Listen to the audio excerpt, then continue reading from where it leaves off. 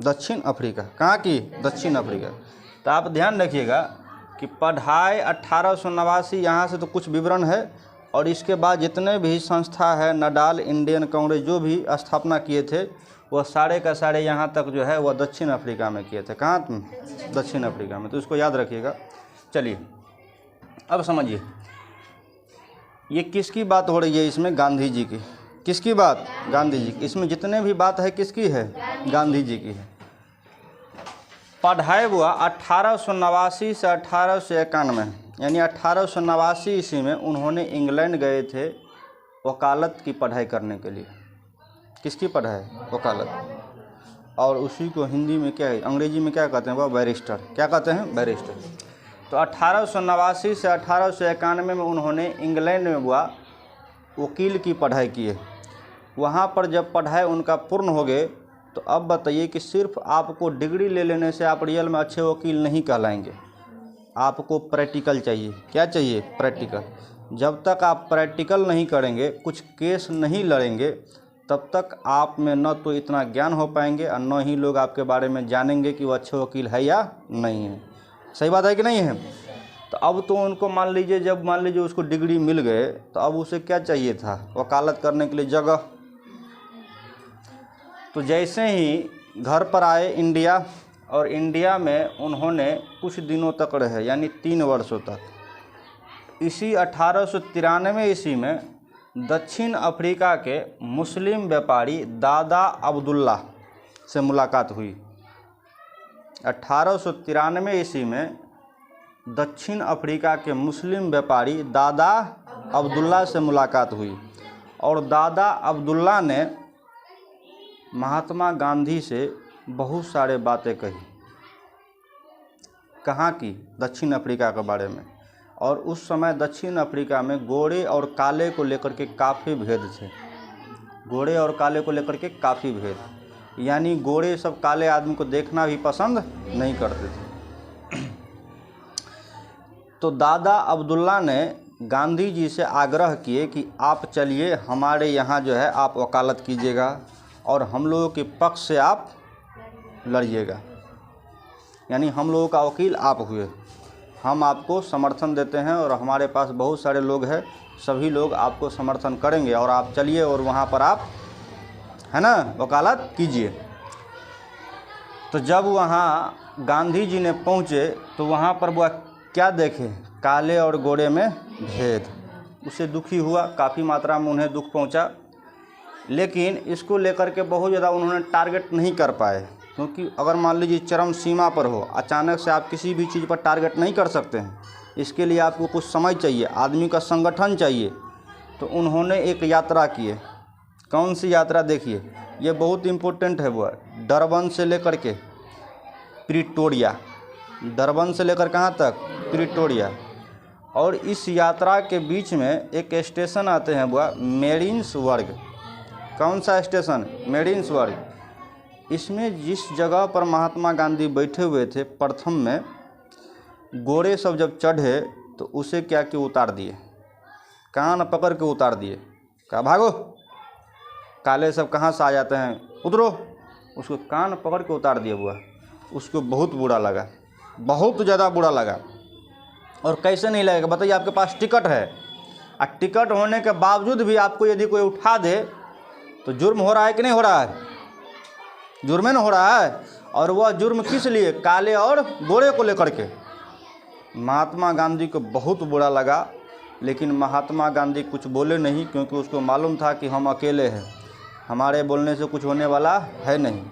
लेकिन उन्होंने प्रतिज्ञा किए कि हम गोरे को छोड़ेंगे नहीं और काले को हम अधिकार दिलाकर रहेंगे। वहाँ भी कहाँ? दक्षिण अफ्रीका में। ये सारे बात कहाँ की हो रही है? दक्षिण अफ्रीका की। 1894 में नटाल इंडियन कांग्रेस की स्थापना की। अगर मान लीजिए हम पूछेंगे आप लोगों से कि नटाल इंडियन कांग्रेस की स्थापना किसने की, तो आप कहेंगे महात्मा कितने ईस्वी में? 1894 ईस्वी में। हम कहेंगे यदि मान लीजिए नटाल इंडियन कांग्रेस की स्थापना कहाँ पर हुई थी? दक्षिण, क्योंकि क्वेश्चन किसी भी टाइप से आ सकता है नहीं। और ये कन्फ्यूजिंग बच्चे को यहाँ होंगे, जब नटाल इंडियन कांग्रेस की स्थापना की बात करेंगे तो महात्मा गांधी तो ठीक है, लेकिन दक्षिण अफ्रीका ठीक नहीं लग रही है। लग रही है कि ये इंडिया में ही होना चाहिए। लग रहा है कि नहीं? अगर मान लीजिए, अगर आप तुक्का मान लीजिए मारेंगे, तो आप कहाँ मारेंगे? इंडिया में मारेंगे तुक्का। मारेंगे कि नहीं मारेंगे? बहुत सारे विद्यार्थी तुक्का भी मारते हैं, लेकिन यहाँ पर तुक्का आपके दिमाग में कभी आ ही नहीं सकते हैं कि वह दक्षिण अफ्रीका में होंगे। आ सकते हैं क्या? तो इसको याद रखिएगा, ठीक है। और ये क्वेश्चन जो है, समझिए, ये क्वेश्चन जो है एसएससी में भी कई बार पूछा गया है। एसएससी में ये वाला क्वेश्चन रेलवे में पूछा गया था।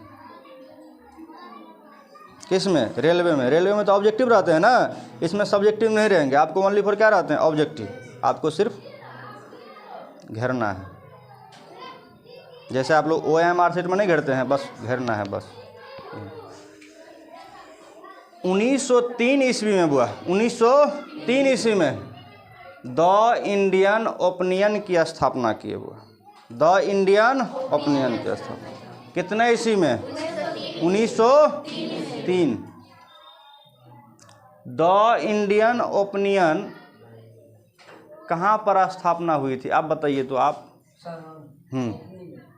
ओपनी में?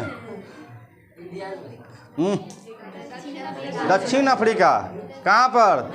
हम पहले ही बता दिए हैं, 1909 तक जितने भी बात पढ़ाएंगे आप दक्षिण अफ्रीका समझ लीजिए। कहाँ की बात हो रही है? दक्षिण अफ्रीका की। तो ये भी इम्पोर्टेंट है, उसको भी याद रखिएगा। अगला है 1904 में उन्होंने किस संगठन की स्थापना की है? तो फिनिक्स।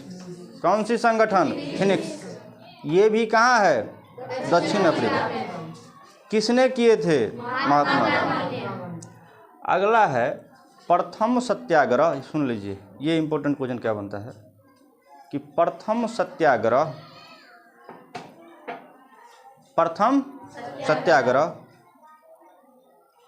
कहाँ पर हुई थी? भारत में प्रथम सत्याग्रह कहाँ हुई थी? चंपारण। भारत में यदि पूछ देंगे प्रथम सत्याग्रह तो चंपारण, ओनली फॉर पूछ देंगे प्रथम सत्याग्रह कहाँ हुई थी तो दक्षिण अफ्रीका। भारत का नाम नहीं लेंगे तो दक्षिण अफ्रीका, अब भारत का नाम लेंगे तो याद रखिएगा चंपारण। समझ में आया ये बात? हुआ। अब चलिए, तो प्रथम सत्याग्रह कितवें ईस्वी में? 1906 में। तो ये ऑल ओवर है, वर्ल्ड की बात है। लेकिन भारत में बताइए प्रथम सत्याग्रह कब? 1917 में। भारत में प्रथम सत्याग्रह 1917 में। जगह की नाम चंपारण। वर्ल्ड में अगर बात करें, भारत के नाम यदि न ले तो प्रथम सत्याग्रह 1906 दक्षिण अफ्रीका में। ये दोनों में कंफ्यूजिंग है, जरा सा नहीं है, इसको याद रखिएगा। 1909 ईस्वी में हिंदी स्वराज पुस्तक उन्होंने लिखे। किसने लिखे? महात्मा गांधी। हिंद स्वराज। हिंद स्वराज। तो हिंद स्वराज की लेखक कौन? तो महात्मा गांधी। कहाँ पर लिखे? दक्षिण, वहीं पर लिखे थे। 9 जनवरी 1915 ईस्वी को उन्होंने भारत वापस लौटे। महात्मा गांधी ने दक्षिण अफ्रीका से भारत कब लौटे? तो 9 जनवरी 1915 ईस्वी को। याद रहेंगे? और आप समझिए, जिस तरह से रामायण में जब 14 वर्ष के बाद राम जी कहाँ लौटते हैं? वनवास लौटते हैं, अयोध्या।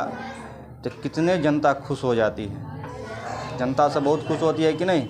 और उसी के उपलक्ष्य में हम लोग क्या मनाते हैं? दीपावली मनाते हैं कि नहीं मनाते हैं? उसी तरीक़ा से जब देखे वो, देखिए जैसे ही यहाँ पर उन्होंने इंडिया के लोगों ने देखे कि इंडिया की व्यक्ति जाकर के दक्षिण अफ्रीका में हिला के रख दिए, दक्षिण अफ्रीका में भूचाल मचा दिए, उन्होंने बहुत सारे सक्सेस को पाए। और वह जब इंडिया आए तो लोगों को खुश होना तो वाजिब है कि इंडिया की आदमी मान लीजिए जाकर के अगर विदेशों में अगर अच्छे खासे अगर पद पर चले जाएंगे तो क्या इंडिया के लोग खुश नहीं होंगे? खुश होंगे कि नहीं होंगे? जैसे मान लीजिए इंडिया और पाकिस्तान के बीच मैच होती है तो आप बताइए, क्या इंडिया वाले जीतते हैं तो आपको कुछ मिलते हैं, फिर भी खुश होते हैं कि नहीं होते हैं?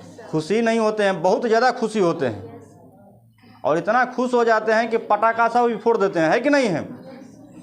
तो यही बात है कि इतने ज़्यादा उपलब्धियां लेने के बाद जब वह इंडिया लौटे तो कितने 9 जनवरी 1915 ईस्वी, और उसी दिन अप्रवासी दिवस भी मनाए जाते हैं। तो अप्रवासी दिवस किसके नाम पर मनाए जाते हैं? महात्मा गांधी के नाम। किसकी उपलक्ष्य में? तो दक्षिण अफ्रीका से भारत लौटने के उपलक्ष्य में। समझ में आ रहा बात? किस उपलक्ष्य में 9 जनवरी को अप्रवासी दिवस मनाए जाते हैं? तो दक्षिण अफ्रीका से भारत लौटने के उपलक्ष्य में। तो अप्रवासी दिवस कब मनाए जाते हैं? तो 9 जनवरी 19। अगर अप्रवासी दिवस कहेंगे तो ओनली फॉर आप कहेंगे 9 जनवरी, क्योंकि हर बार तो 1915 ही नहीं ना आएंगे। 1915 के बाद 16 आएंगे, 16 के बाद 17, 17 के बाद 18, लेकिन 9 जनवरी तो हर साल आएंगे। 9 जनवरी, इसीलिए जब दिवस की बात करेंगे तो क्या कहेंगे? ओनली फॉर 9 जनवरी। जब इंडिया आए महात्मा गांधी तो विदाउट गुरु का कुछ नहीं होते हैं। गुरु तो आपको चाहिए ही चाहिए। गुरु चाहिए कि नहीं चाहिए? बिना गुरु का आप जीवन में कुछ भी सक्सेस हासिल नहीं कर सकते हैं। सक्सेस के लिए आपको गुरु चाहिए ही चाहिए, है कि नहीं है? भगवान को भी गुरु को चाहिए था ना। अगर भगवान को भी यदि गुरु न होते तो भगवान भी कहता है कि सक्सेस हम ना होते।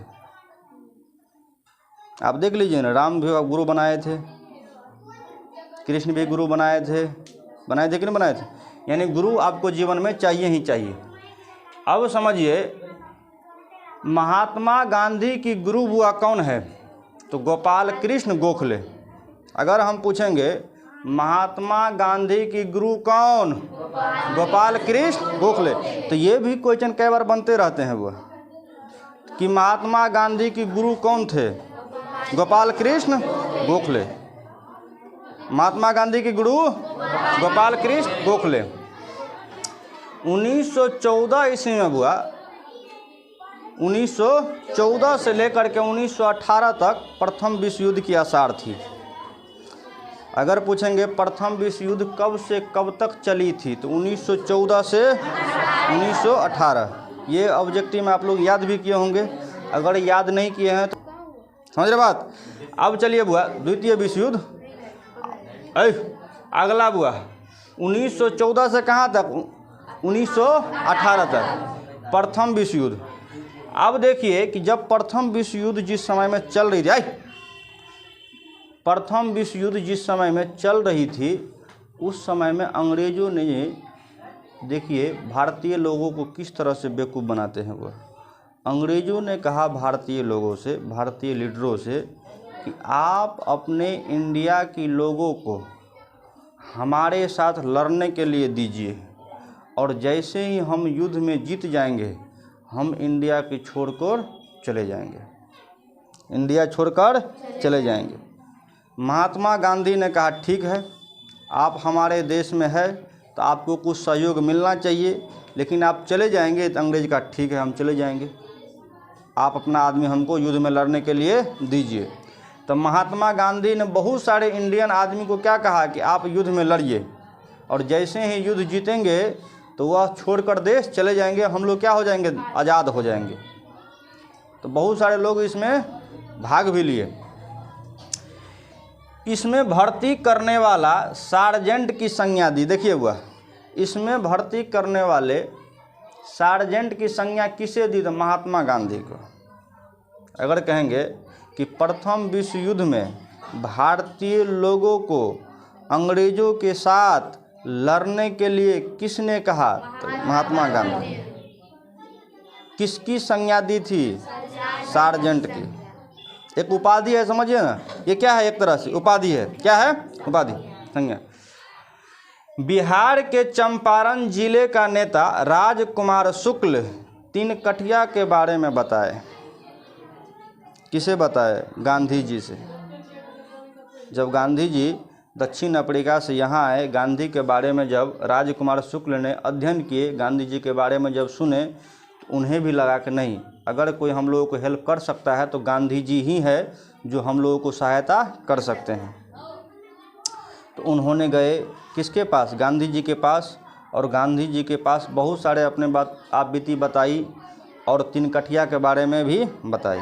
अब ये तीन कठिया क्या है वह समझिए। हुआ 1 बीघा ज़मीन जो है, 20 कट्ठा की 1 बीघा होता है कि नहीं होता है, तो 20 कट्ठे में 3 कट्ठा ज़मीन जो है नील की खेती करना होता था। 3 कट्ठे में नील की खेती। जैसे मान लीजिए जिसके पास 2 बीघा ज़मीन है तो आपको 6 कट्ठा ज़मीन जो है नील की खेती करना होगा। अगर नील की खेती आप नहीं करेंगे तो अंग्रेज़ आपको परेशान करेंगे। आपका जो भी संपत्ति उपजे रहेंगे वह सारे उठा कर लेकर चले जाएंगे। वह नील की खेती करके सारा का सारा किसे देना होता था? अंग्रेज़ों को। ये नील की खेती क्या है?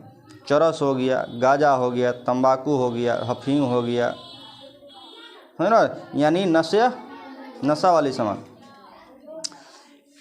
वह भी 3 कट्ठा कौन सी ज़मीन लेते थे? जो बहुत ज़्यादा उपजाऊ ज़मीन होती थी, वह ज़मीन उपजाऊ ज़मीन। और नील की खेती में होता क्या था वह उस चीज़ को समझिए। किसान को बहुत ज़्यादा परेशानी होती थी।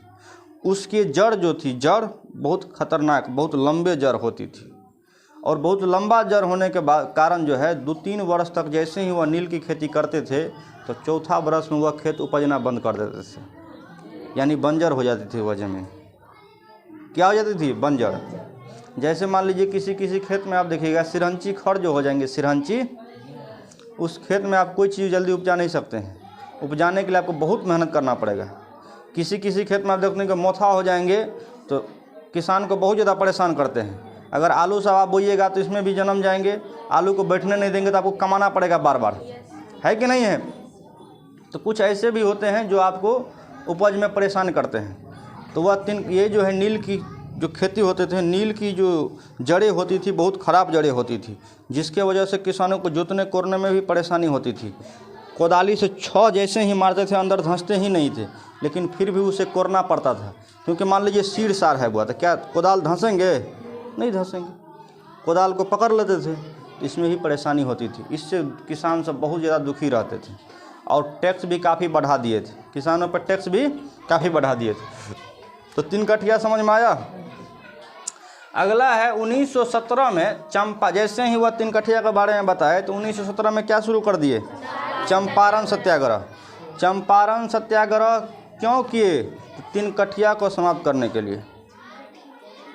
3 कठिया समझ में आ रहा बात? अगर मान लीजिए पूछेंगे कि चंपारण सत्याग्रह गांधी जी ने क्यों शुरू की थी? 3 कठिया समाप्त करने के लिए। कोई दिक्कत इसमें? कितने ईस्वी में? 1917। इसमें भी उन्होंने सक्सेस हो गए। अंग्रेज़ों ने उसे छूट दे दिए, कहा अब नील की खेती नहीं करेंगे। और जितना टैक्स बढ़ाए थे 25% टैक्स भी छोड़ दिए। अगर मान लीजिए 50 हुए होंगे तो 25% छूट दिया तो कितना हो गया? 25%। अगर मान लीजिए 40 होगा तो 25% उसमें से घटा दीजिए, 15 होगा। यानी नील की खेती तो बंदे हो गया।